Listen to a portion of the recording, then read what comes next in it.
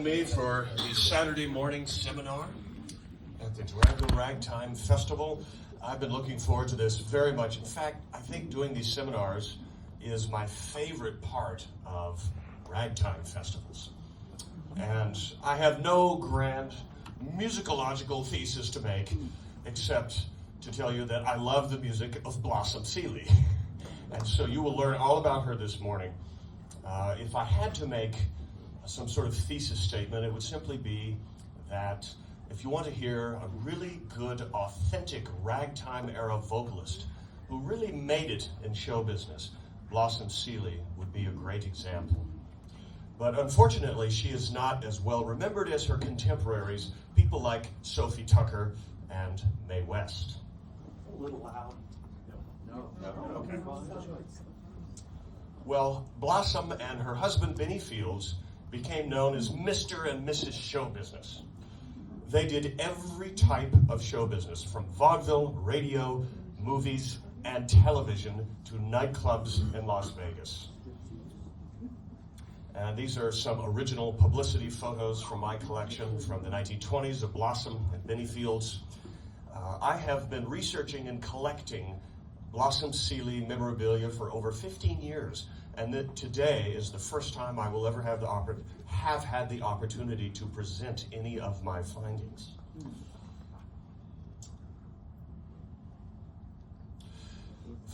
Finally, about 3 years ago, a CD was released of Blossom Seeley's recordings. This is the first time any of her music has ever been reissued. The Jasmine CD label does lots of wonderful vintage music, and you'll notice it's mostly Blossom Seeley's recordings from when she was an elderly woman in the 1950s. And the CD is called San Francisco Bombshell. This is a very appropriate seminar to give because 3 of our musicians this year are all from San Francisco, and Blossom Seeley is very much associated with that city. She claimed to have been born in San Francisco in 1891. However, where was she really born? Connecticut. She probably claimed to have been born out on the Barbary Coast because it made a good story and it made her younger.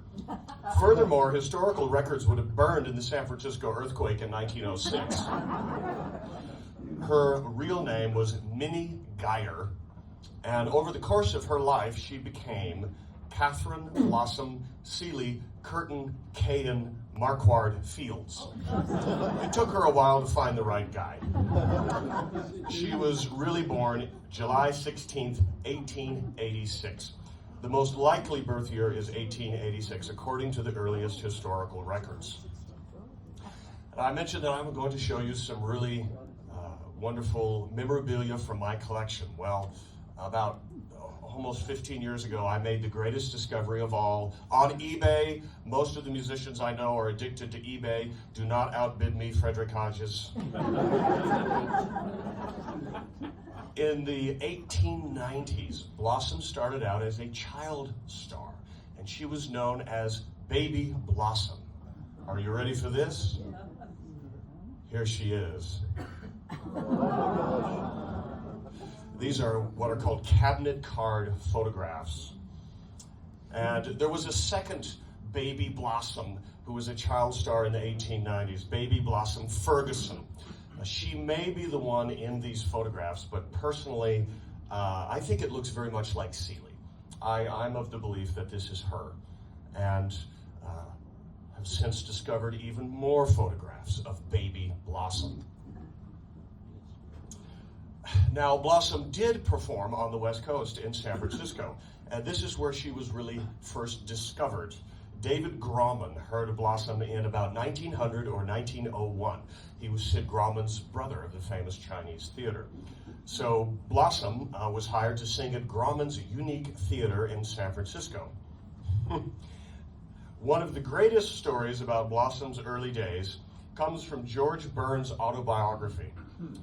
And I'm going to quote directly here. The beautiful singer Blossom Seeley, who eventually became a headliner with Benny Fields, started as a teenager singing in waterfront saloons on San Francisco's Barbary Coast. Baby Blossom, as she was billed, used to wear a big tiger's head between her legs when she performed. The tiger's mouth opened and closed, and she worked it with a string in her hand. Men would throw silver dollars to her, and she'd catch them in the tiger's mouth. I said to her once, "That must have been pretty tough to do. When you were doing it, did you ever drop any coins?" "Are you kidding?" she told me. "I could make change."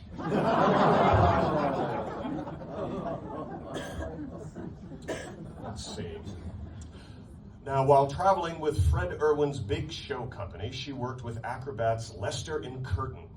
Blossom eventually married William Curtin, although at first Blossom's mother tried to prevent it due to her young age. Now, the two had a daughter named Margaret Curtin. That was her first child, and she only ever had two. Let's move on a few years here. This is the earliest sheet music I have discovered, with Blossom's picture on it. It's 1907, When the Moon Plays Peekaboo with You, by Fred Fisher. And so this is about the same time period.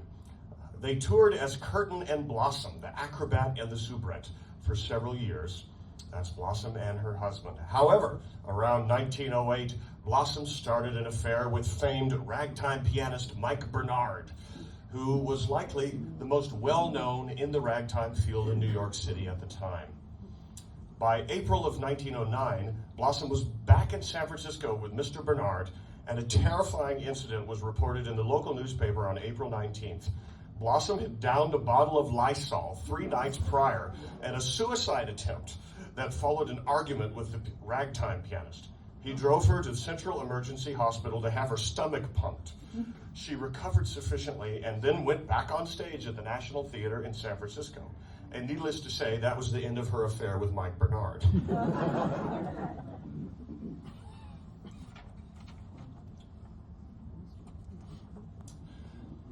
Blossom was really discovered, well, of course, first in San Francisco by David Grauman, but then in New York on the East Coast in 1911.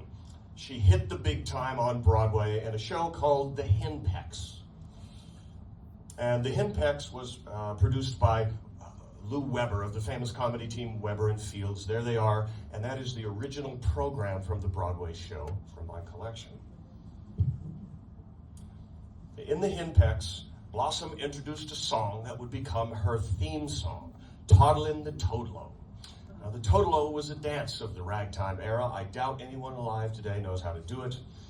But I'm going to read you a little bit of a newspaper article that came out about this dance that Blossom Seeley did to this song in The Henpecks. The title of the newspaper article is Introduces Queer Dance. Indianapolis theater goers will shortly have an opportunity of witnessing one of the latest of the series of bizarre dances with which the New York stage has recently been inundated. This particular terpsichorean novelty is called the Toadlo Glide, and it is danced by Blossom Seeley, who comes to the Murat on December 4th in support of Lou Fields and the Henpecks. That must have been a theater.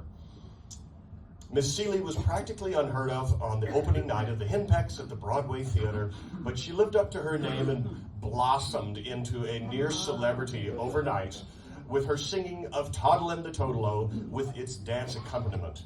According to Miss Seeley, the Toadlo Glide originated on the far-famed Barbary Coast in San Francisco and is a variation of an old Spanish dance introduced into California in the 49 days. Some of the swaying motions of the hands and arms which she indulges in during its rendition are reminiscent of the manipulation of castanets. Unlike the turkey trot, the Dallas dip, the bunny hug, and the other recent freak dances, the Toadlo Glide is danced by Miss Seeley alone. She has no partner. So that's a little bit about Toddlin' the Toadlo. And I'm planning to play that tune this morning with Craig Ventresco. You will get to hear it later. No, we're not going to dance it, I promise. 1911 was a big year for Blossom Seeley. She also became a songwriter. So here's a bunch of her sheet music. And like many of the Tin Pan Alley songs of the day, it's all about the sunny South. My sweet Susanna, I'm getting kind of lonesome for my old Kentucky pal. Throw a kiss to me, my minstrel man. Coonology. You have to forgive the outdated terminology. Remember, this was a long time ago, and many of the songs that Blossom sang would have been known as coon songs. She was what was called a coon shouter. And if you want to translate that to modern day politically correct language, really, I would just simply call it a ragtime shouter. That's what it means. She was on dozens and dozens of sheet music covers, the most popular songs of the day, like Some of These Days. Everyone knows that as Sophie Tucker's theme song. But here's Blossom Seeley's picture on the original edition of the song. And more San Francisco mythology. Well, also in that same year, Blossom made her first recording. And this undoubtedly happened because she became a big star in this Broadway show, The Henpecks, in New York. But it's amazing. She only made this one recording. It was recorded in New York, May 22nd, 1911. It's a ragtime era song by Ted Snyder and Bert Calmer called He's Coming Back. And I spent much too much money on eBay to purchase this record, but that's so all of you can listen to it now.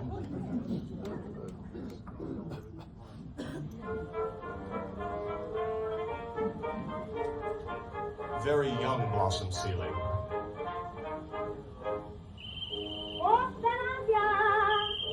It's been a year since that letter man brought mail to me.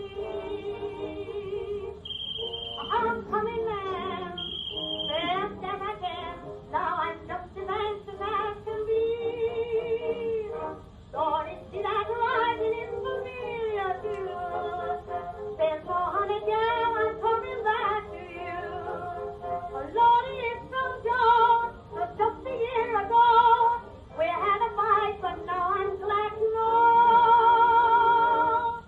he's coming back. He's coming back. It's true, before he left, he did our view. He took all the ring, pawned all the things. But now I know he did it to amuse me. I knew someday he'd pass away. But when he did, I thought he'd keep on going. I don't care if he's broken up. He can take all the things that he forgot. I'm satisfied. He's coming back.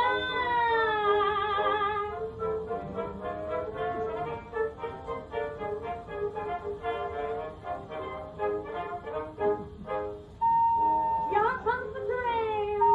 Can't stand the strain. Joy is simply oozing from my heart. Oh, from that day, though the hesitation. Don't you love the sound effects on these acoustic records? Someone's coming It's a home, train my voice. love is satisfied. And if loving ever killed, I'm doomed to die. Mr. Stand aside, just open that gate wide. When you hold me, you flirt with suicide. He's coming back. He's coming back. It's true, before he left, he did abuse me. Took all my rings, pulled all the things. But now I know he did it to abuse me. I knew someday he'd pass this away. But when he did, I thought he'd keep on going. I don't care if he's broken heart. He can take all the things that he forgot. I'm satisfied. He's coming back.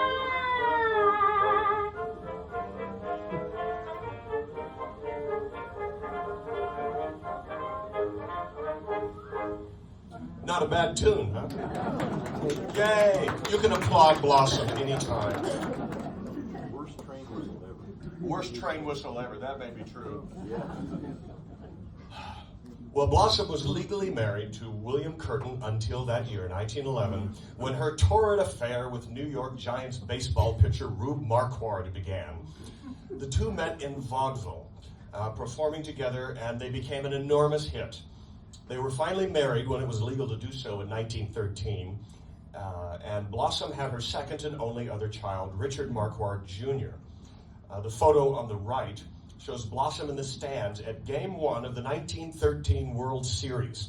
And to the left is boxer Jim Corbett and his wife. Yeah. Well, here's sheet music featuring Blossom and her new husband, Rube Marquardt. Songs that they wrote together.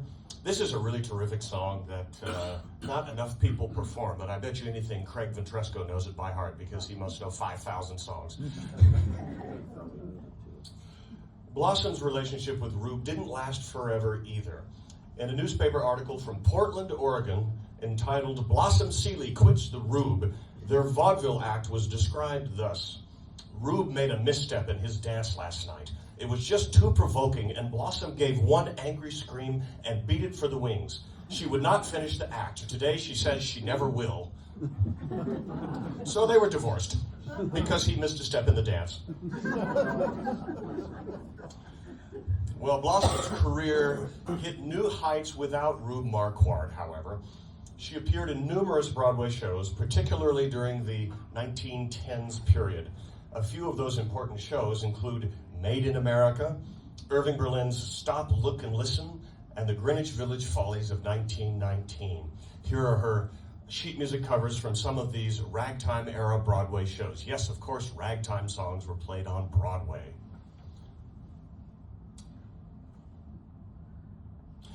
Here is one of my most treasured photographs in my private collection. This is an 11 by 14 photograph of a scene from Made in America on Broadway at the Winter Garden Theater, 1915. That's Blossom Seeley on the left, Belle Ashwin, Nora Bayes, and Maud Lambert in a scene near Alexandria, Egypt. The biggest vaudeville stars of the ragtime era, all in one photograph. And here's some more photos of Blossom. This is Blossom and Trixie Fraganza, another great vaudeville star, and both of them later made Vitaphone film shorts, coincidentally. As early as 1917, Blossom was working in the Chicago area. She spent a lot of time there, and this is where she met early crooner Benny Fields. She evidently thought his laid-back crooning style of singing fit very well as backup for her own more brassy and jazzy vocals. So in 1921, Blossom and Benny were married. She finally found the right man, and they were married through the end of Benny's life.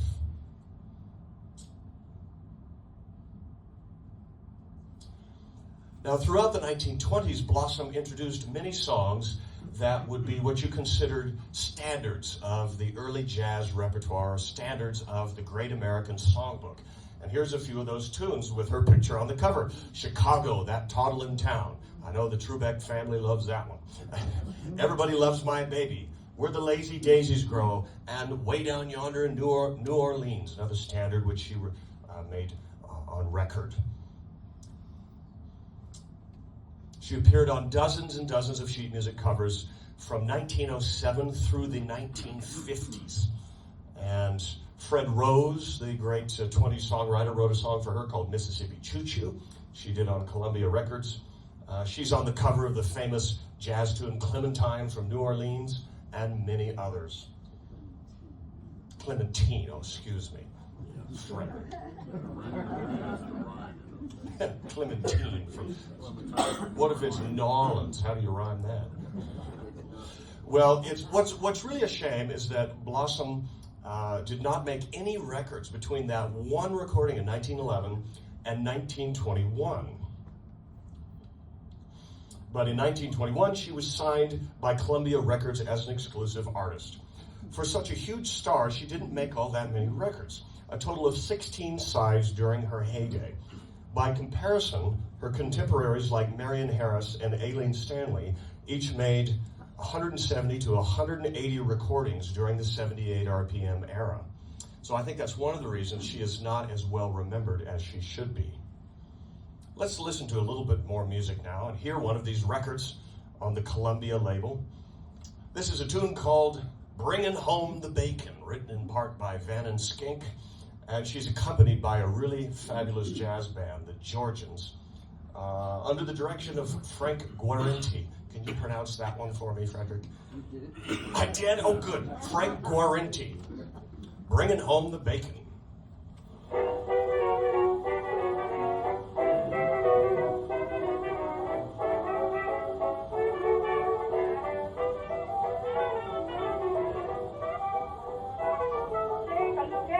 Take a look at me, another self-made gal. Made a lot of dough, now I wanna go way back home. I had my liquor when it comes to running wild. Now on I'm confessing, I'm a mama's little angel child. Bringing home the bacon, your mama down in Macon. I know she's waiting there for me. So that's me why I'm shaking. I'm glad because I'm taking the 515 back where I want to be. I've been down and up and down, but now I got to tell all the things to do. Even you are smart enough, yeah. I'm bringing home the bacon, gonna give it instead of taking. That's making happen.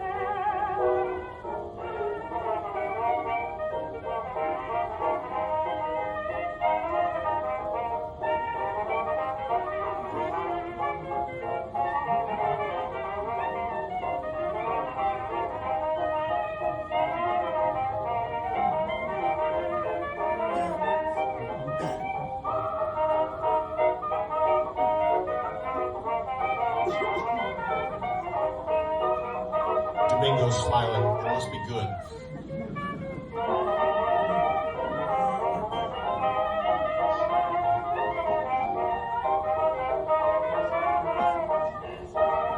Yes, I'm bringing home the bacon to a mama down in Macon.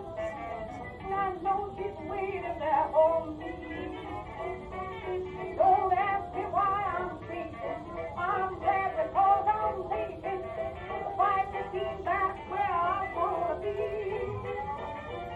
I'm a rolling stone now and then, but I must confess, when she gets to me, gal, come home. I guess that's it, yeah, 'cause bringing home the bacon, gonna give instead of taking.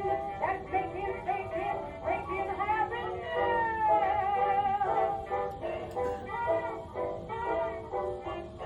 That's it.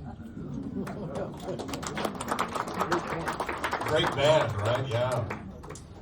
Well, like I said, it's a shame she didn't make more records. Blossom's last two 78 RPM records were made in 1925, and she was accompanied by a two-piano team that was just outstanding. Charles Bourne and Phil Ellis, who were sometimes called the two music boxes. And these two Columbia records were among the earliest electric recordings. This one, we're going to listen to one more record here, was, of course, made in New York, May 15th, 1925. And I thought I would choose a song that everybody knows. Yes, sir, that's my baby. Blossom Seeley, accompanied by Charles Bourne and Phil Ellis.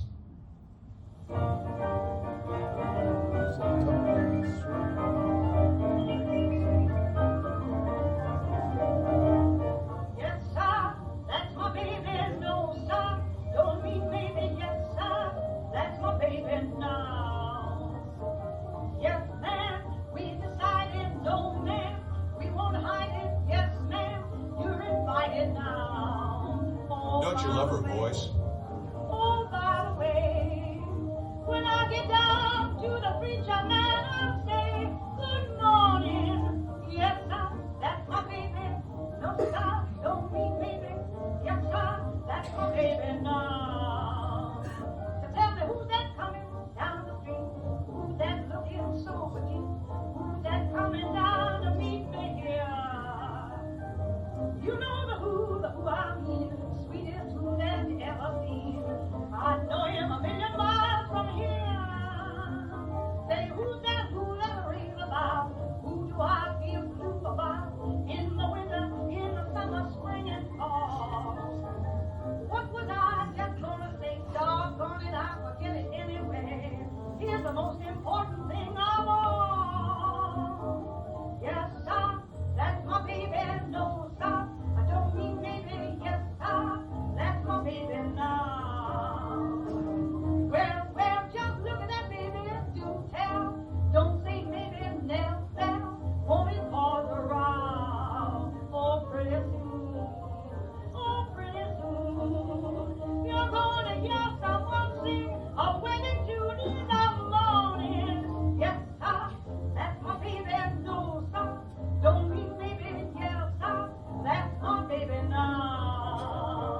Here they go.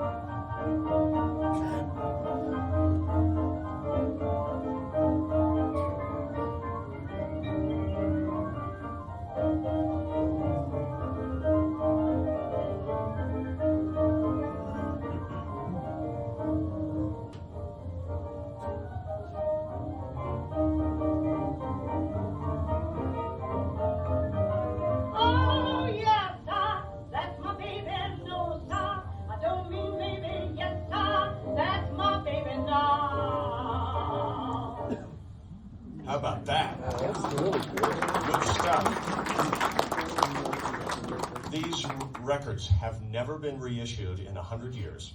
These are all from my personal collection, and they were transferred and digitized by Rich Martin from Archaeophone Records. Now, my good friend Ron Brandon, sitting in the front row, actually met one of those piano players, Charlie Bourne, when he was in the Navy in Saigon, right? Yeah, I was in the Navy, he wasn't. Right. And tell us a little more about it when you met him. I was at the USO in Saigon. There was this piano player playing very good, but the main thing I noticed that all of a sudden, wait a minute, I hear tap dancing. He was sitting at the piano with a board down by his feet and tap dancing while he played. Did you all hear that? And I've been trying to get Adam to do that. Thanks, Ron. Because she was such a huge star in the 1920s, of course, Blossom was associated with the most important musicians of the period. Both Blossom and Benny appeared in George Gershwin's one-act jazz opera, Blue Monday, at Carnegie Hall. Originally a flop on Broadway, it was retitled 135th Street and presented by Paul Whiteman at Carnegie Hall in 1925.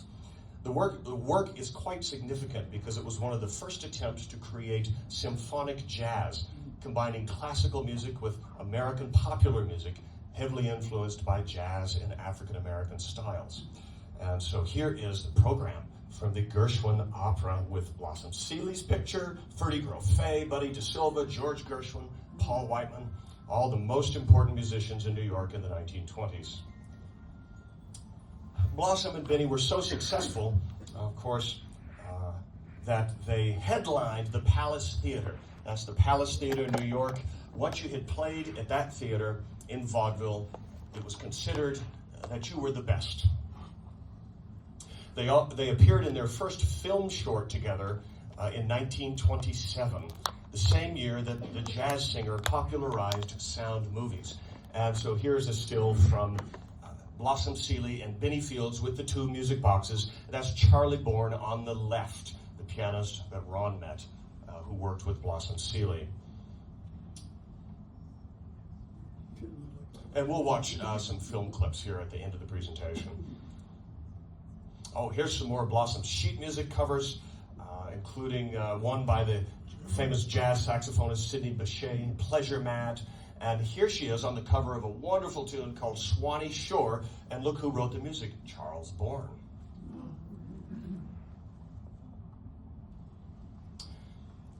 Here's Blossom's picture from the National Vaudeville Artists Yearbook in 1928. I have an original copy of it. It's huge. But the Vaudeville Yearbook from 1929 is half the size. And that's because sound movies were taking over entertainment, and it happened dramatically within almost a year. Now, in the early 1930s, Blossom did appear in movies, but sadly, she only appeared in two the same year, 1933. Blood Money with George Bancroft, and a movie that starred the gossip columnist Walter Winchell. And you can see many of the other famous musicians of the period were in this movie: Russ Columbo, Abe Lyman and his band, and the famous nightclub impresario Texas Guinan. Here's some really terrific movie stills from Blossom's movies. There she is with movie star Constance Cummings and Texas Guinan on the right side. Texas Guinan died shortly after this was made. Guinan? Well, Frederick's always correcting my pronunciation. Okay, this movie still on the right is the only one I have from the movie Blood Money. In this scene, she sings on San Francisco Bay, and I'll actually play you that clip here at the end of the presentation. Of course, Blossom was on the radio throughout her career, and I don't know exactly when she started in radio, but I've been able to find some big 16-inch radio transcription discs of Blossom Seeley and Benny Fields. The earliest one here is from the mid-1930s. She was on the Ben Burney Show, and these are actually much later in her career, from the 1950s. Don't have time to play them all for you. Well, in the 1940s, Benny took the lead, and Blossom stepped back in support of her husband. He became tired of being known as Mr. Blossom Seeley.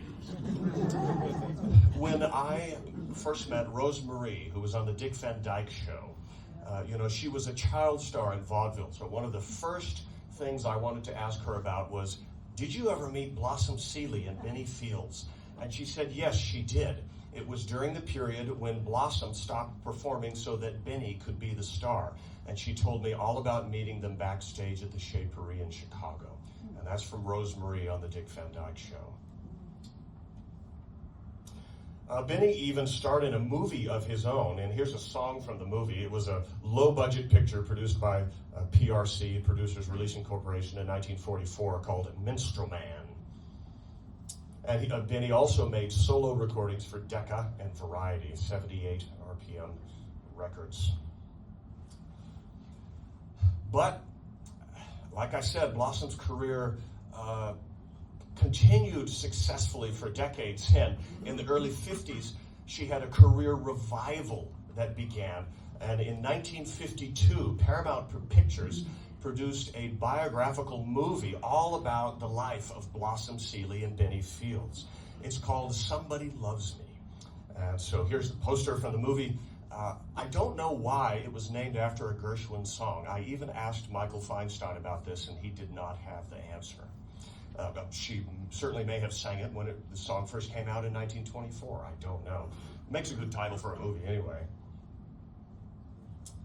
The movie is quite fictionalized. It begins with a scene of Blossom singing in San Francisco at nighttime in the middle of the San Francisco earthquake. There is no evidence that she was there.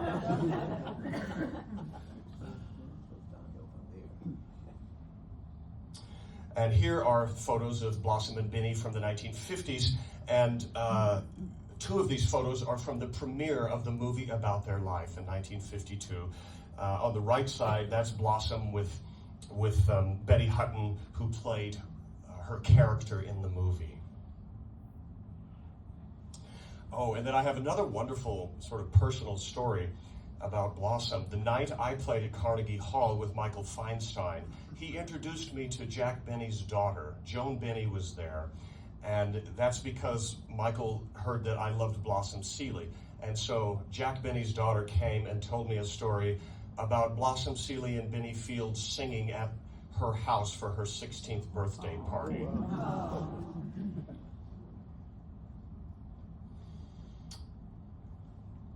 There were even new songs written for the movie about their life by Livingston and Evans, who worked for Paramount Pictures. These are a couple of the songs. On the right is the last piece of sheet music from Blossom's career. This is from the late 50s, something like 1957, a song that she did on Mercury Records with Benny, The Man in the Phone Booth. Everybody remembers that tune, right? Of course, they made many more records as well. 3 LPs in the 1950s. These first two are 10-inch LPs. On the left is songs from the movie about their life. And then the final album they made, this was done for Mercury Records. It's called 2 a Day at the Palace, recreating the songs they sang in the 1920s at the Palace Theater in New York. They also continued touring at nightclubs, such as the Desert Inn in Las Vegas, which was one of their last appearances before Benny sadly died of a heart attack in 1959. And I know that that was very difficult for Blossom, but she continued performing. When Benny died in August 1959, he was actually given credit, as you can see in this newspaper article, for being one of the first singers to perform in the style that's now known as crooning, like Bing Crosby and Rudy Valley and Perry Como. Benny Fields was one of the first. Well, of course, Blossom and Benny were on television in the 1950s because they knew everyone in show business. Look, here's elderly Blossom Seeley with Ed Sullivan, and here she is performing on his show. And she was on the Ed Sullivan Show about 8 times, including performances with Benny and one with Tony Martin. And that takes us towards the end of Blossom's career. But I think we should have more music, don't you? Yes. Not only do you get to hear Blossom perform, now we get to watch her on television and in the movies.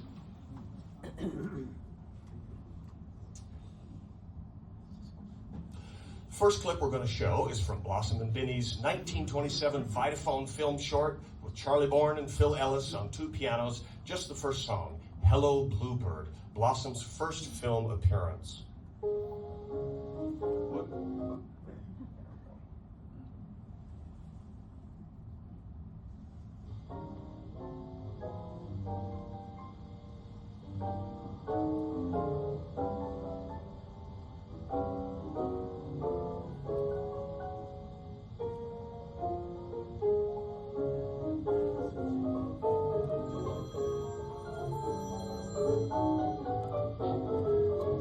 They didn't have cell phones in those days.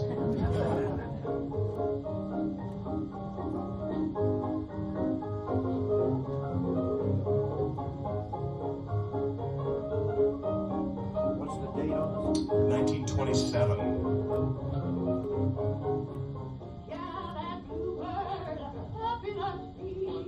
Boy, he sings a pretty song. But a lot of joy he brings to you and me. Whenever he sings this pretty song. Sing it on and on. With my eyes to pray. I'm going home today. There's got no time to run the chance about. I'm happy, I just want to shout hello, hello, hello, hello, Mr. Bluebird. Got no time for blues or anything. I'm happy, I just want to sing hello, hello, hello, hello, Mr. Bluebird. Sunshine, good friends, and that'll feel a lot of old folks, young folks. How happy they'll feel. I don't want to roam again, just want to be a kid again, singing Bluebird, hello. That's the bluebird. Always makes me blue. That's the blackbird. He does the things they do. That's the Makes jaybird. me act like a jay. Bluebird makes me act this way. Why the mockingbird keeps singing it like But still I want to hear something snappy. rock those ba-ba-ba-ba-ba-ba. Why don't you try Mr. Blackbird? I cannot follow the swallow back home. Sunshine, good friends are real. Old folks come home. How happy they'll be, boy. I don't want to roam around again. Want to be a kid again. Want to see that bluebird. That's all there is. No, there's a little more. That's just YouTube talking. All right, the next clip we're going to watch is from one of Blossom's 2 feature film appearances, the 1933 movie Blood Money. And I think this is the only song she sings in the movie. I haven't actually seen the entire movie. But here we see a song, a ragtime song, written for a Broadway show starring Anna Held in 1906, called On San Francisco Bay, performed in a 1933 movie by Blossom Seeley.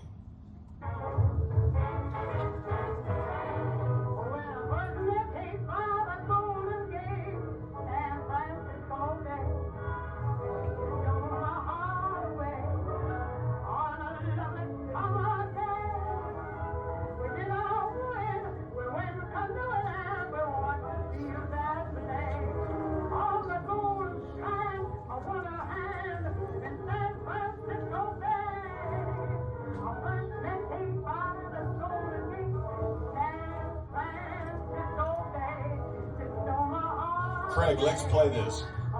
You know it, don't you?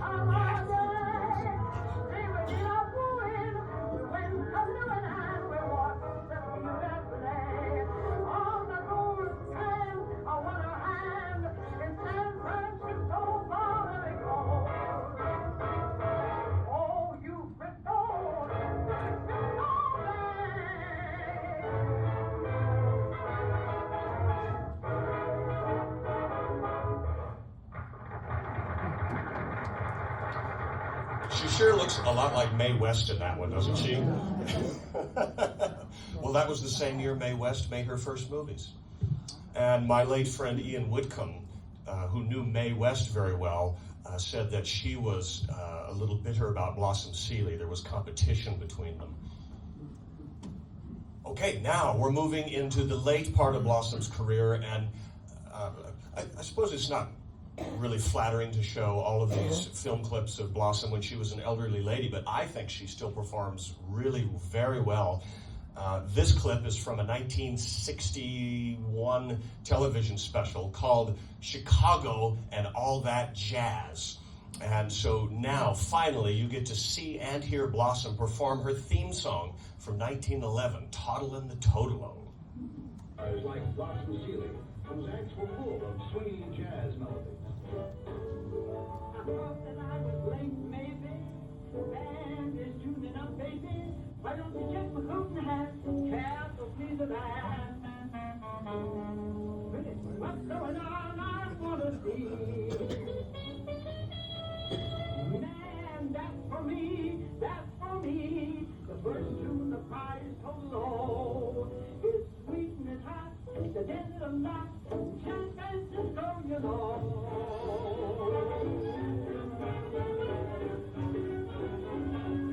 You just talk, this don't know you talk, and away you go. You got to know around your ear.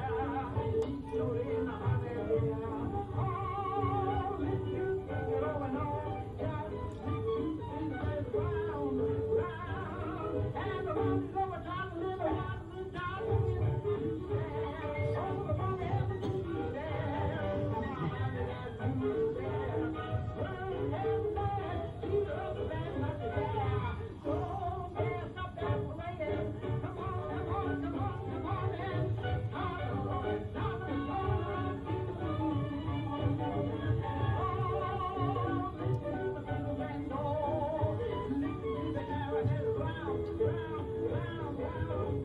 It's hot, little hot, little hot.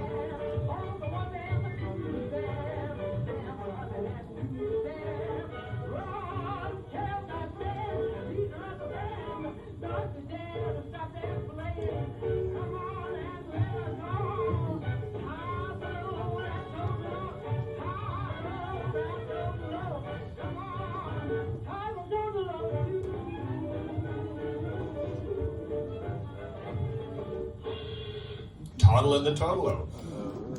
You know, thanks. Blossom's singing is very ragged. You notice that's very ragtimey. She sings offbeat. I think we're going to the Ed Sullivan Show now, and I think that's the next clip. And we're going to hear Blossom sing an authentic ragtime song by Joe Jordan from 1909 called That Teasin' Rag. Favorite of mine. And if you know the song, you'll notice that Blossom wrote an entirely different verse for the song. It's all about her fictional childhood in San Francisco. Blossom just killed him. Oh, try. Always try. Thank you so much, Ed. And now a little something about me.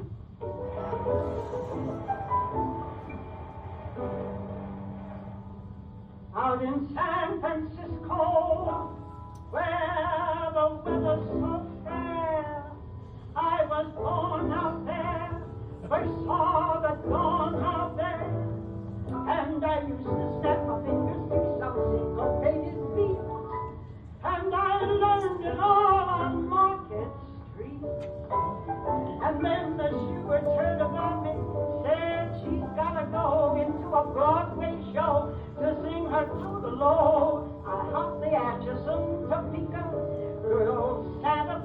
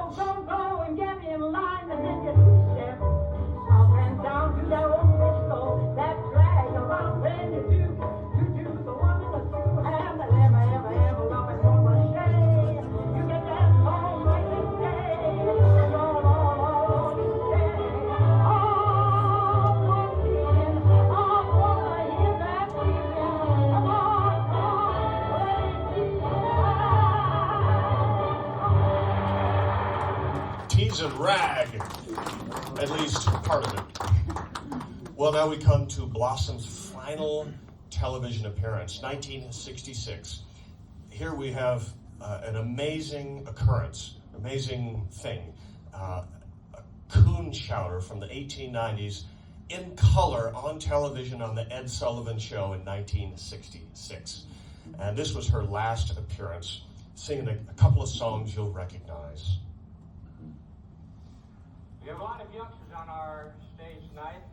We have this tremendous veteran star with us because it was back in 1917 that a youngster from Oakland, California, won the raves of a Winter Garden first night audience here in New York with her syncopated rhythm style of singing. So ladies and gentlemen, here's that San Francisco mammy song pioneer, Blossom Seeley. So let's have a fine welcome.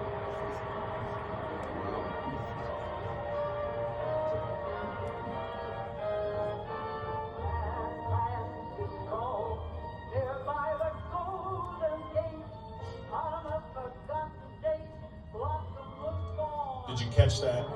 On a forgotten date, Blossom was born.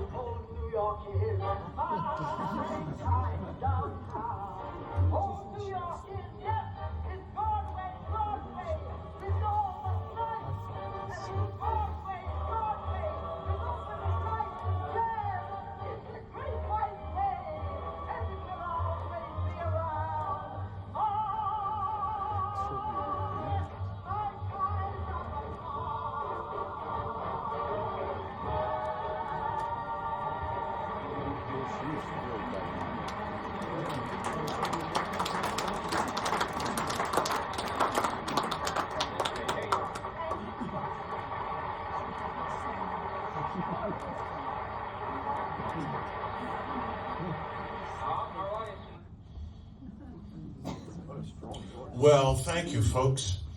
After making her final appearance, the clip you just watched on the Ed Sullivan Show in 1966, Blossom essentially retired, winding up in the DeWitt nursing home in Manhattan. If you go on YouTube, you can even see an interview with her at the nursing home. It's amazing how much survived. And she passed away in April 1974, probably somewhere maybe around age 87. And that is the story of Blossom Seeley. Thank you so much for listening, folks. Hope you enjoyed it.